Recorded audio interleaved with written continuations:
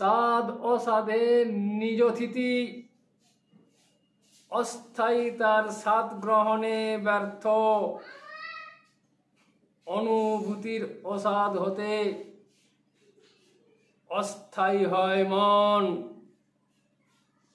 আদেশ নিষেধ অবহেলায় দিশার সৃষ্টি অন্তর্বাহির দৃষ্টিকোণে উদিত মন।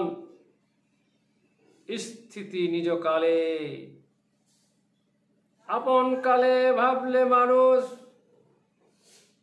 নিজ শান্ত মনে, অপরের গুণ গাইলে পরে অবশিষ্ট নিজের বলে থাকে না আর কোনো কালে।